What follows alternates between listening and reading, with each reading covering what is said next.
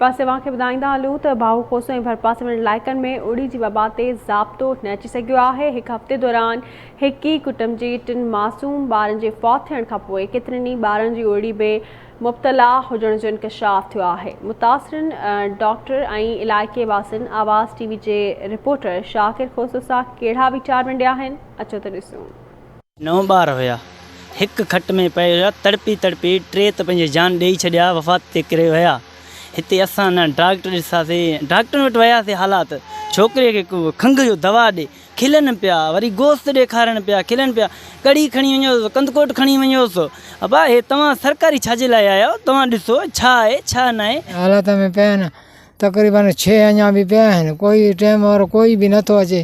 अस्पताल वञूं था सरकारी त चवनि था दवाई कान आहे, त पोइ असां छा कयूं? पोइ इहे उरड़ी जे करे रखियल आहिनि घर में, पोइ अलाह वॾो आहे, कोई हिफ़ाज़त ई कोई नथो करे, कोई ख़्याल ई नथो करे, त इन्हनि में छा कयूं? असां टीम वारनि खे चई चई थकी पिया आहियूं त कोई न आयो।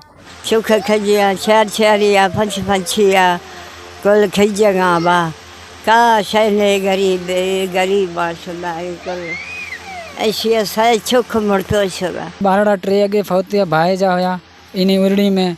न डॉक्टर अचनि था, वरी डॉक्टर सरकारी ॾे वञनि था, त डॉक्टर सरकारी चए थो त बसि 2 मिंट बीहो, तव्हांखे दवा ॾियां थो।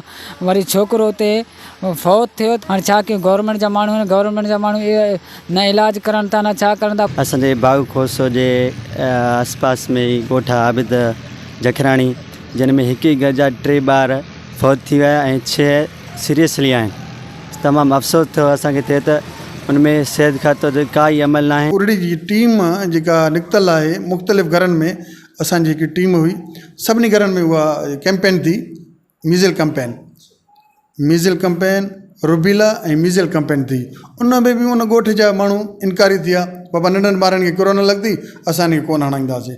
हाणे इहे ॿार जेके हाणे जेके गुज़ारिया आहिनि, डेथ थी आहे जिते, उन्हनि में उन्हनि जा ॿार, उन जा घर टोटली सॼा इनकारी हुया, 16 जा 16 ॿार असां वटि रिकॉर्ड मौजूदु।